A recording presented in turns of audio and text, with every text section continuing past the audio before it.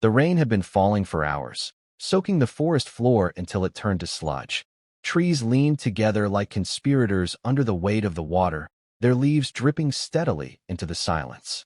The only sound was the soft squelch of something dragging through the mud, a mechanical groan buried beneath the rhythm of the storm.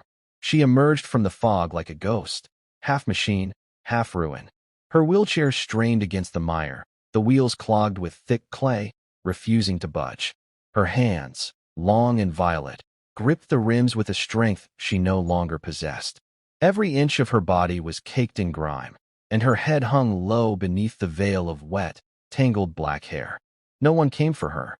They had at first. When the crash lit up the sky 3 nights ago, sirens had screamed through the nearby town. People gathered, drawn by fear, curiosity, and hope. Authorities moved in quickly. Scientists, too. There was talk of miracles and monsters, of first contact and international emergencies. They approached her cage-like ship with suits and scanners, took blood samples, and muttered in acronyms. But when it became clear she wasn't a threat, couldn't even speak, let alone walk, they lost interest. Funding retracted. Permissions changed hands. And one day, the trucks just didn't come back. They left her in the woods. She didn't know their language, but she'd understood enough. The tone of their voices, the way they looked at her like a broken thing. Her people had banished her to the stars for reasons she could no longer remember through the fog of pain. The crash had taken more than her limbs. It had taken her mind, fractured it. Memories swam in her head like oil on water, flickering images of a city under siege, silver towers collapsing, voices calling her name. She didn't know her name anymore. The rain had soaked through her suit, which once gleamed like polished obsidian. It now clung to her like a second skin, cold and useless. Her fingers twitched at odd intervals, sending sparks of pain through her spine. Her legs, foreign and lifeless, hung from the chair like hollow branches. Her body was a prison, and this place, this world, was her tomb. A branch cracked in the distance. She flinched, eyes lifting from the mud. Someone was coming. The figure emerged slowly, cautious yet calm. A human male, young, perhaps late 20s, with short dark hair plastered to his forehead. His shirt, once gray, now clung to his chest in patches of rain. Barefoot, shorts soaked to the knees, he stopped a few feet away. For a long time, he simply looked at her. Not with fear, not with disgust, with confusion, and something gentler beneath it. She blinked, unsure whether he was real. Maybe another hallucination. But then he took a tentative step forward, kneeling to her level in the muck. "Are you okay?" he asked softly, as if she might break from sound alone. She didn't respond. Couldn't. But her eyes tracked him, wary. He studied her face, the strange ridges along her jaw, the deep purple hue of her skin. There was awe there, yes, but not the awestruck terror of the others. His gaze was full of questions he didn't ask. Instead, he reached out, slowly, placing a hand on her shoulder. She shuddered. Her first instinct was to recoil, but her body didn't listen. The touch was warm, and his grip was steady. Not controlling, just present.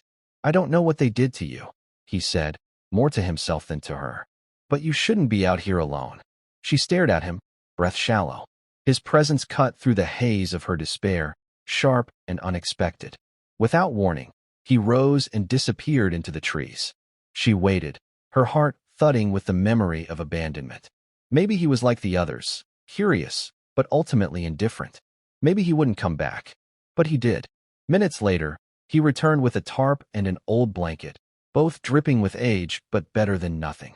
He draped the tarp between 2 trees, creating a crude shelter over her. Then he knelt again, this time wrapping the blanket around her shoulders with delicate care.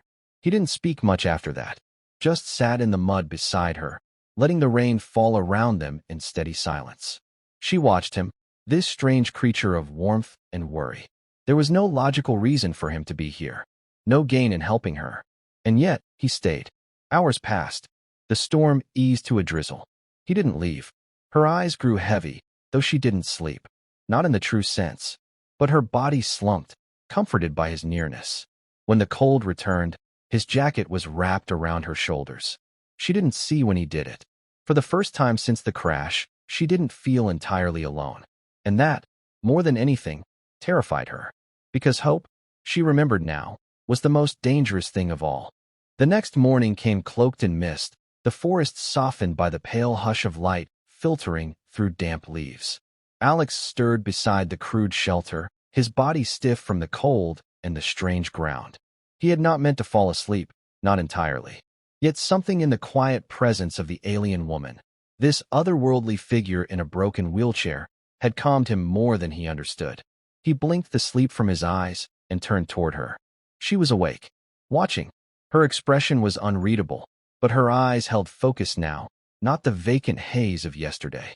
There was tension in her posture, as though her body, despite its lifeless legs and sluggish hands, had coiled in defense. But she didn't move away when he met her gaze. That was something.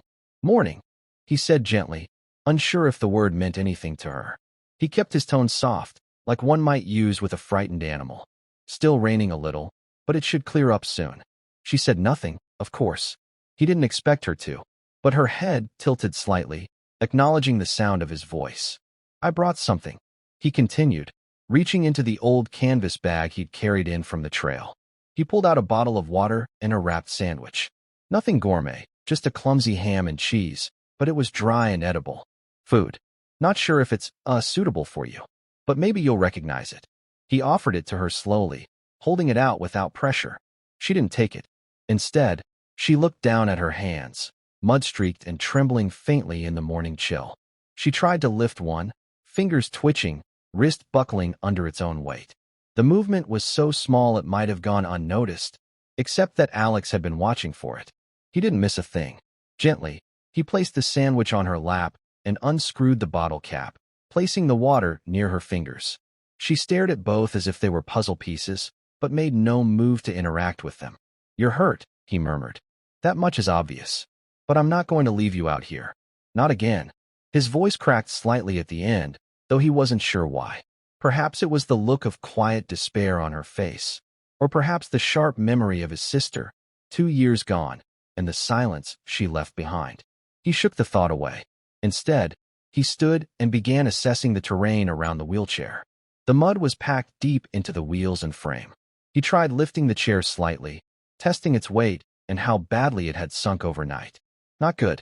She was light, but the chair was not built for this kind of terrain. She watched him intently, her gaze tracking his every movement.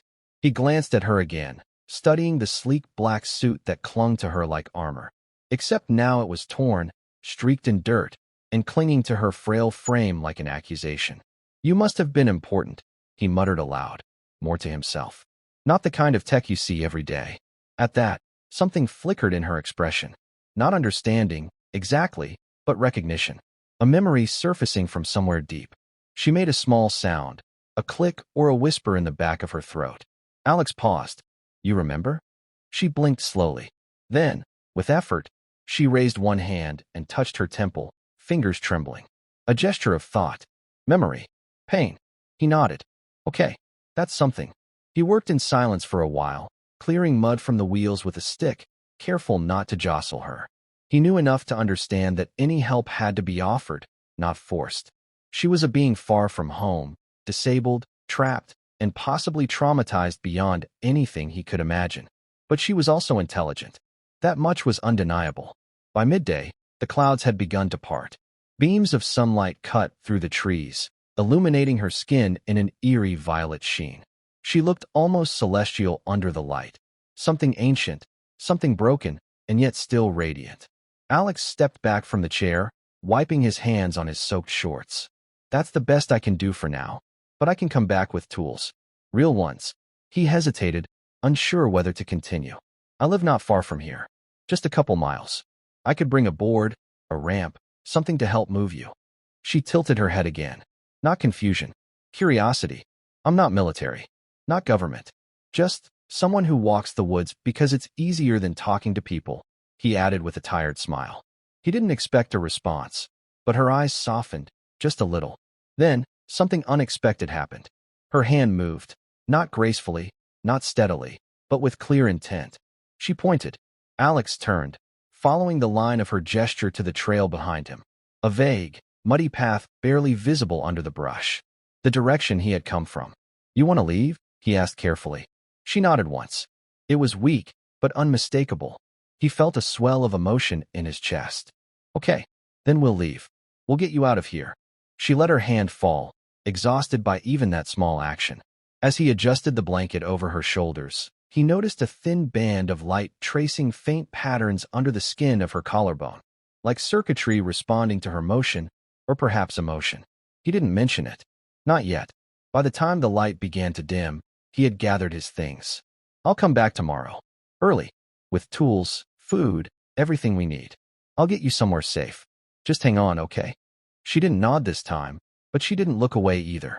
He left reluctantly, pausing once at the edge of the clearing to look back. She remained where he'd left her, framed by the trees and shadows, a living relic from a world he couldn't imagine. But her eyes followed him, unblinking. When he disappeared from view, she closed her eyes. Not from exhaustion, but from something like relief. He would return. And for the first time since falling from the sky, she believed it. Something had shifted. And though she didn't know his name, didn't know his language, she felt the beginnings of something undeniable. Connection. The world hadn't completely abandoned her. Not yet. The morning broke warm and dry, sunlight cutting ribbons across the undergrowth as Alex pushed deeper into the forest, the wheelbarrow jostling against the uneven ground. It carried more than tools. There were tarps, ropes, a thick slab of plywood for ramp support, and a small pack of dried food and water. He had barely slept, his mind occupied by the image of her alone in the clearing, a silent monument to both tragedy and resilience. He reached the spot within the hour. She was where he left her, though her posture had shifted. She sat more upright today, alert. Her eyes met his the moment he stepped into view, and for the first time, Alex swore he saw something in her expression that resembled trust. I brought what I promised, he said as he set down the wheelbarrow. It's not elegant, but it'll get the job done. She didn't speak, didn't move, but her gaze followed his every action as he began laying out the equipment. The ground had dried slightly, making his task marginally easier. He constructed a rudimentary ramp by layering branches beneath the plywood for support, securing it with cord and stones. When he approached her to explain, she held his gaze steadily. There was fear there, unmistakable, but not of him. He knelt beside her. This is going to be uncomfortable, maybe painful. I'll go slow. You just blink twice if you want me to stop, all right? To his surprise, she blinked once, then again, a faint signal of acknowledgement. Encouraged, he began gently lifting the chair's front wheels onto the ramp. The weight distribution was tricky. The old wheelchair wasn't built for terrain or slopes, and he had to brace the ramp with his own body to keep it from collapsing. She didn't make a sound, but her fingers gripped the armrests tightly, veins like glowing threads flickering under her skin. It was clear every jolt sent shockwaves through her damaged frame. I know, he said softly, straining as he pushed. Almost there. It took 10 minutes to move her 10 feet. But when they finally reached the more solid trail beyond the mud, Alex collapsed to his knees beside her with a victorious breath. She didn't smile. Her face wasn't built for the human nuances of joy, but there was a subtle relaxation in her shoulders, a settling of her gaze on his face that held something almost sacred. They began the slow journey toward his cabin. He had cleared the path ahead of time, trimming back brush and laying down flattened plastic where the ground softened. Even so, progress was slow. They stopped often, giving her time to recover, though she never asked for it. She didn't need to. Her breathing alone, shallow and strained, spoke volumes. As they moved, Alex spoke to fill the silence. Not loudly, never urgently, just stories in pieces, fragments of a life he hadn't shared with anyone in years. I used to be in engineering, he said as he wheeled her around a tight bend. Not the spaceship kind. Civil, bridges, tunnels, that sort of thing. I was good at it too, but life has a way of rerouting you. He paused, waiting to see if she reacted. She didn't, but her eyes remained on him, attentive. My sister, Maria, she was born with spinal muscular atrophy. We spent a lot of time in hospitals. She couldn't walk either, but she could draw. God, she could draw. Her room was always full of color. When she died, he trailed off, the grief blooming like an old wound touched by cold air. That's why I live out here now, he continued after a while. Too many sounds in the city. Too many ghosts. Ahead, the trees began to thin. The outline of the cabin came into view, small, weather-worn, but sturdy. Smoke curled from the chimney. It wasn't much, but it was safe. He glanced at her. Almost there. At the threshold, he hesitated. Would she enter? Would she trust him that far? She didn't resist. He helped her inside, lifting the front wheels over the threshold. The inside was warmer than expected, filled with the scent of pine and old books. He guided her into the center of the room, where the light from the window bathed her in gold. She looked around slowly, taking in the space. The bookshelf, the firewood stacked neatly, the open kitchen and worn couch. No signs of advanced technology. Nothing threatening. Alex moved quickly, adjusting things, placing a folded blanket beneath the chair's wheels, setting down a bowl of water, arranging food within arm's reach. When he looked back, she was watching him with an expression he couldn't name. I know you're scared, he said, voice low. I would be too. You don't know me. You don't even know this planet. But I'm not going to hurt you. That's a promise. Her head tilted slightly, and after a long moment, she raised one arm slowly, shakily. Her hand moved toward her chest and hovered there. Then she pressed it against her sternum, fingers splayed. A gesture. Alex wasn't sure what it meant, but it felt significant. Reverent, even. He mirrored her motion, placing a hand to his own chest. Alex, he said quietly. Her eyes narrowed slightly, studying him. Then she pointed a trembling finger at herself, lips parting. No sound came at first. Then, hoarse and strained, a whisper. Kaare. His heart stilled. Kara. She nodded once, the word tasting foreign on her tongue. That's your name. Another nod. He smiled then, not wide, not triumphant, just the slow, stunned kind that follows a miracle. It's nice to meet you, Kara. For the first time, her face changed, softened in a way that felt profoundly vulnerable. And for the first time since she had fallen from the sky, she didn't feel like a ghost or a relic. She felt human. They spent the rest of the afternoon in silence, broken only by the crackle of the fire and the wind brushing the cabin walls. He didn't press her with questions. She didn't offer answers. But something unspoken passed between them in the quiet. An understanding. A beginning. And far beyond the forest, in orbit above the earth, something stirred. A transmission pulsed, faint and fragmented, from a ship long thought lost. But neither of them knew that yet. All they knew was that they were no longer alone. The days that followed unfolded slowly, like pages in a delicate book neither of them dared to turn too fast. Kara adjusted to the cabin's rhythm in silence, her body still frail, her mind alert. Her recovery wasn't linear. Some mornings she couldn't lift her hands, others she tried to stand, only to collapse, trembling and breathless. But always she tried. And Alex noticed. He had begun learning her language, or more precisely, the signals buried within her silence. A subtle glance meant no. A twitch of her fingers, yes. When she tapped her wrist twice, she was asking for water. When her eyes lingered on the window, she wanted sunlight. These weren't rules they had made. They had discovered them. Together, like explorers navigating a silent sea. Kara had found a way to speak again, not in words but in intention. Alex continued his daily walks to the edge of the forest for supplies. He never stayed gone too long. Every time he left, she watched him go with quiet dread behind her gaze. And every time he returned, she greeted him with the same unspoken relief. She began drawing. At first, it was barely visible. Faint etchings in the condensation on the cabin windows, geometric patterns made with the tips of her fingers. Then, when her strength returned enough to grip a pencil, she began sketching on paper. What emerged was not just art, it was memory. Star charts. Architectures that defied Earth's geometry. Faces, elongated and serene, framed in sweeping lines of alien glyphs. Some were detailed, others blurred, as if drawn through grief. Alex would find the pages stacked beside her chair each morning, as if they had come from a dreaming hand. He didn't ask questions. He simply kept bringing her more paper. One evening, while the wind curled around the eaves and the sky outside bruised into deep night, Kara set down her pencil and tapped the table twice. Alex looked up from the fireplace. She tapped again, slower, then pointed to herself and then toward the roof, up, into the stars. You remember where you came from, he said, kneeling beside her. She nodded once. Is someone coming for you? She paused, then slowly shook her head. He frowned. No? Because they can't? Or Because they won't. Kara's jaw clenched. Her fingers flexed.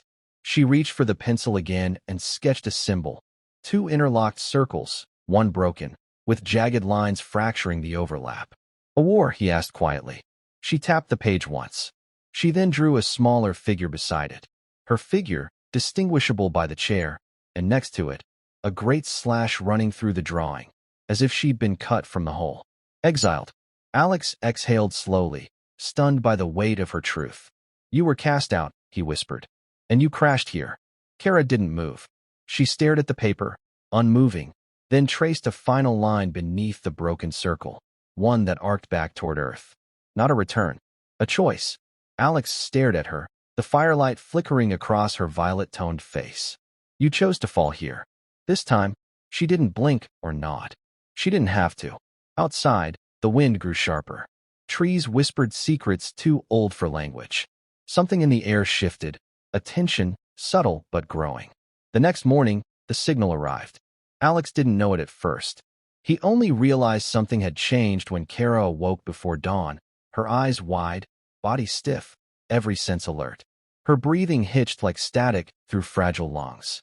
She pointed toward the eastern sky. He followed her gaze. There, just beyond the distant treetops, a dull red flicker pulsed. It was faint, barely brighter than a star, but rhythmic. Purposeful. Someone's looking, he said, his voice hushed. Kara's lips moved, forming no sound. Then, with great effort, she tapped out a pattern on the table, one Alex couldn't decipher. It didn't matter. He could feel it. They found you. She turned to him, eyes dark with something more complex than fear. Not joy, not dread, regret. That evening, she began dismantling the armrest panel of her chair. Beneath the worn exterior, hidden within seams Alex hadn't noticed, was a thin black shard of metal, like a data slate, humming faintly when her fingers touched it. She held it out to him. What is it? He asked. She mimed a downward sweep, transmission, then pointed at the cabin's old radio rig, an analog relic used more for weather than communication. You want to broadcast? She nodded. He hesitated, unsure whether doing so might reveal their location. But the look in her eyes overrode caution. He connected the device. It didn't emit sound, only light. A low pulse, steady and rhythmic, flickered from its surface, echoing the signal in the sky. Kara watched it without blinking. She was not responding to a call. She was sending something else entirely. A warning. Alex stepped away to give her space. Outside, the woods had gone still. Even the birds had quieted. After several minutes, the device powered down. Kara sat back in her chair, eyes closed, drained but calm. She had said goodbye. That night, Alex couldn't sleep. The fire had burned low, and he sat watching Kara in the half-dark, wondering how much more she had endured beyond his comprehension. She was a survivor, yes, but also something more, a witness to something vast, tragic, and still unfolding. When the morning came, the sky was clear. No red signal pulsed on the horizon. Kara looked different, not healed, but no longer hunted. She turned to him and did something unexpected. She smiled. It was barely there, a faint curve of the mouth, a softness in the eyes, but it was unmistakable. She reached out and touched his hand with trembling fingers, then lifted her other hand slowly, shakily, and pointed toward the open door. You want to go outside? He asked. She nodded. He lifted her gently, guiding the wheelchair across the threshold. Together, they moved out into the forest clearing, where golden sunlight spilled like water through the leaves. The earth smelled of pine and renewal. Birds called cautiously in the distance. Kara looked up into the sky, and for the first time since she had fallen, she looked at peace. Alex stood beside her, uncertain of what would come next, but sure of one thing. She was no longer alone. Neither of them were. And though the universe beyond the trees still waited, vast, dark, and full of consequences, for now, in this quiet corner of Earth, something broken had begun to heal.